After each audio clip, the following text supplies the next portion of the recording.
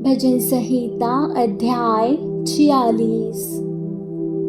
परमेश्वर हमारा शरण स्थान और बल है, संकट में अति सहज से मिलने वाला सहायक। इस कारण हमको कोई भय नहीं, चाहे पृथ्वी उलट जाए और पहाड़ समुद्र के बीच में डाल दिए जाए, चाहे समुद्र गरजे और फेन उठाए और पहाड़ उसकी बाढ़ से कांप उठे। एक नदी है जिसकी नहरों से परमेश्वर के नगर में अर्थात परम प्रधान की पवित्र निवास स्थान में आनंद होता है। परमेश्वर उस नगर के बीच में है, वह कभी टलने का नहीं। पौ फटते ही परमेश्वर उसकी सहायता करता है। जाति जाति के लोग झल्ला उठे, राज्य राज्य के लोग डगमगाने लगे। वह बोल उठा और पृथ्वी पिघल गई। सेनाओं का यहोवा हमारे संग है, याकूब का परमेश्वर हमारा ऊंचा गढ़ है। आओ यहोवा की महाकर्म देखो कि उसने पृथ्वी पर कैसा कैसा उजाड़ किया है। वह पृथ्वी की छोर तक की लड़ाइयों को मिटाता है। वह धनुष को तोड़ता और भाले को दो टुकड़े कर डालता है और रथों को आग में झोंक देता है। चुप हो जाओ और जान लो कि मैं ही परमेश्वर हूँ। मैं जातियों में महान हूँ, मैं पृथ्वी भर में महान हूँ। सेनाओं का यहोवा हमारे संग है, याकूब का परमेश्वर हमारा ऊंचा गढ़ है। भजन संहिता अध्याय 47। हे देश देश के सब लोगों, तालियां बजाओ और ऊंचे शब्द से परमेश्वर के लिए जय जयकार करो, क्योंकि यहोवा परम प्रधान और भय योग्य है। वह सारी पृथ्वी के ऊपर महाराजा है। वह देश देश के लोगों को हमारे सम्मुख नीचा करता और जाति जाति को हमारे पाँव के नीचे कर देता है। वह हमारे लिए उत्तम भाग चुन लेगा, जो उसके प्रिय याकूब के घमंड के कारण है। परमेश्वर जय जयकार सहित यहोवा नरसिंगे के शब्द के साथ ऊपर गया है। परमेश्वर का भजन गाओ, भजन गाओ। हमारे महाराजा का भजन गाओ, भजन गाओ, क्योंकि परमेश्वर सारी पृथ्वी का महाराजा है।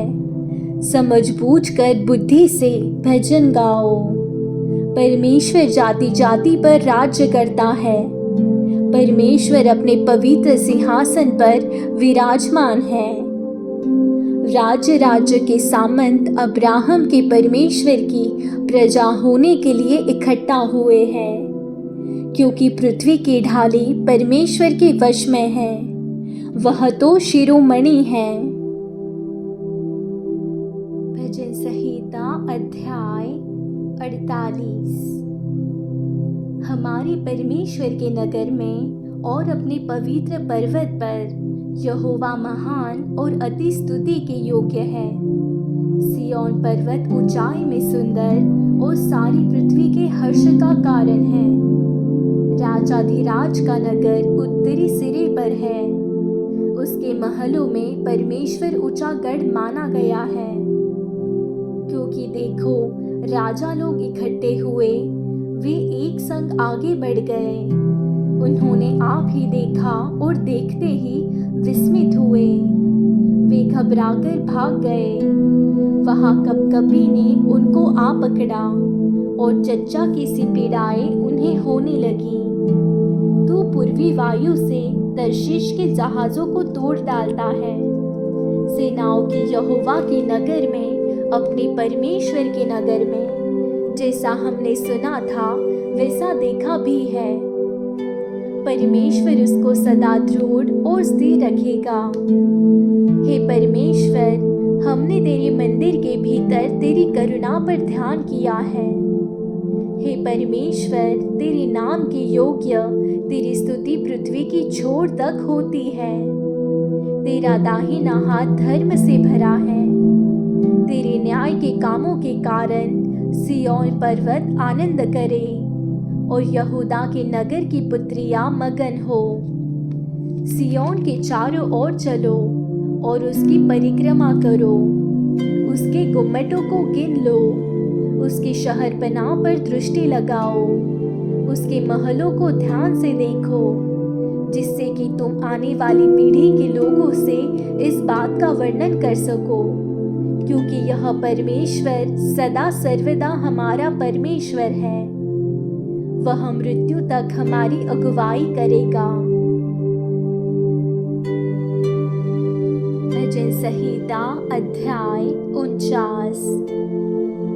हे देश देश के सब लोगों, यह सुनो, हे संसार के सब निवासियों, कान लगाओ। क्या ऊंच क्या नीच, क्या धनी क्या दरिद्र, कान लगाओ।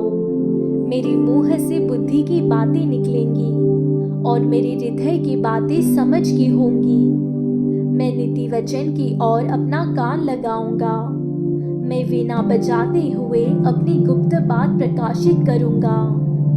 विपत्ति के दिनों में जब मैं अडंगा मारने वालों की बुराइयों से घिरूं, तब मैं क्यों डरूं? जो अपनी संपत्ति पर भरोसा रखते और अपने धन की बहुतायत पर फूलते हैं, उनमें से कोई अपने भाई को किसी भांति छुड़ा नहीं सकता है और न परमेश्वर को उसके बदले प्रायश्चित में कुछ दे सकता है, क्योंकि उनके प्राण की छुड़ौती भारी है। वह अंत तक कभी न चुका सकेंगे, क्योंकि ऐसा नहीं जो सदैव जीवित रहे और कब्र को न देखे। क्योंकि देखने में आता है कि बुद्धिमान भी मरते हैं और मूर्ख और पशु सरीखे मनुष्य भी दोनों नष्ट होते हैं और अपनी संपत्ति दूसरों के लिए छोड़ जाते हैं। वे मन ही मन यह सोचते हैं कि उनका घर सदा स्थिर रहेगा और उनके निवास पीढ़ी से पीढ़ी तक बने रहेंगे। इसलिए वे अपनी अपनी भूमि का नाम अपने अपने नाम पर रखते हैं। परंतु मनुष्य प्रतिष्ठा पाकर भी स्थिर नहीं रहता। वह पशुओं के समान होता है जो मर मिटते हैं। उनकी यह चाल उनकी मूर्खता है, तो भी उनके बाद लोग उनकी बातों से प्रसन्न होते हैं। वे अधोलोक की मानो भेड़ बकरियां ठहराए गए हैं। मृत्यु उनका गडेरिया ठहरी और भोर को सीधे लोग उन पर प्रभुता करेंगे और उनका सुंदर रूप अधोलोक का कौर हो जाएगा और उनका कोई आधार न रहेगा। परंतु परमेश्वर मेरे प्राण को अधोलोक के वश से छुड़ा लेगा, क्योंकि वही मुझे ग्रहण कर अपनाएगा। जब कोई धनी हो जाए और उसके घर का वैभव बढ़ जाए, तब तू भय न खाना, क्योंकि वह मरकर कुछ भी साथ न ले जाएगा, न उसका वैभव उसके साथ कब्र में जाएगा। चाहे वह जीते जी अपने आप को धन्य कहता रहे, जब तू अपनी भलाई करता है तब वे लोग तेरी प्रशंसा करते हैं, तो भी वह अपने पुरखाओं के समाज में मिलाया जाएगा, जो कभी उजियाला न देखेंगे।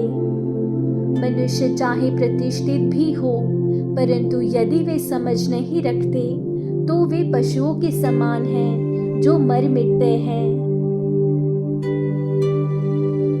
भजन संहिता अध्याय 50। सर्वशक्तिमान परमेश्वर यहोवा ने कहा है, और उदयाचल से लेकर अस्ताचल तक पृथ्वी के लोगों को बुलाया है। सिय्योन से जो परम सुंदर है, परमेश्वर ने अपना तेज दिखाया है। हमारा परमेश्वर आएगा और चुपचाप न रहेगा। आग उसके आगे आगे भस्म करती जाएगी और उसके चारों ओर बड़ी आंधी चलेगी। वह अपनी प्रजा का न्याय करने के लिए ऊपर के आकाश को और पृथ्वी को भी पुकारेगा। मेरे भक्तों को मेरे पास इकट्ठा करो, जिन्होंने बलिदान चढ़ाकर मुझसे वाचा बांधी है। स्वर्ग उसके धर्मी होने का प्रचार करेगा, क्योंकि परमेश्वर तो आप ही न्याय है। हे हे मेरी प्रजा, सुन, मैं बोलता हूँ। और हे इस्राएल, मैं तेरे विषय साक्षी देता हूँ। परमेश्वर, तेरा परमेश्वर मैं ही हूँ। मैं तुझ पर तेरे मेल बलियों के विषय में दोष नहीं लगाता। तेरे होम बलि तो नित्य मेरे लिए चढ़ते हैं। मैं न तो तेरे घर से बैल, न तेरे पशुशाला से बकरी लूंगा, क्योंकि वन के सारे जीव जंतु और हजारों पहाड़ों के जानवर मेरे ही हैं। पहाड़ों के सब पक्षियों को मैं जानता हूँ, और मैदान पर चलने फिरने वाले जानवर मेरे ही हैं। यदि मैं भूखा होता तो तुझसे न कहता, क्योंकि जगत और जो कुछ उसमें है वह मेरा है। क्या मैं बैल का मांस खाऊं या बकरों का लहू पीऊं? परमेश्वर को धन्यवाद ही का बलिदान चढ़ा, और परम प्रधान के लिए अपनी मन्नतें पूरी कर। और संकट के दिन मुझे पुकार, मैं तुझे छुड़ाऊंगा और तू मेरी महिमा करने पाएगा। परंतु दुष्ट से परमेश्वर कहता है, तुझे मेरी विधियों का वर्णन करने से क्या काम? तू मेरी वाचा की चर्चा क्यों करता है? तू तो शिक्षा से बैर करता और मेरे वचनों को तुच्छ जानता है। जब तूने चोर को देखा तब उसकी संगति से प्रसन्न हुआ, और परस्त्रीगामियों के साथ भागी हुआ। तूने अपना मुंह बुराई करने के लिए खोला, और तेरी जीभ छल की बातें करती है। तू बैठा हुआ अपने भाई के विरुद्ध बोलता और अपने सगे भाई की चुगली खाता है। यह काम तूने किया और मैं चुप रहा, इसलिए तूने समझ लिया कि परमेश्वर बिल्कुल मेरे समान है। परंतु मैं तुझे समझाऊंगा और तेरी आंखों के सामने सब कुछ अलग अलग दिखाऊंगा। हे परमेश्वर को भूलने वालों, यह बात भली भांति समझ लो। कहीं ऐसा न हो कि मैं तुम्हें फाड़ डालूं और कोई छुड़ाने वाला न हो। धन्यवाद के बलिदान का चढ़ाने वाला मेरी महिमा करता है, और जो अपना चरित्र उत्तम रखता है उसको मैं परमेश्वर का किया हुआ उद्धार दिखाऊंगा।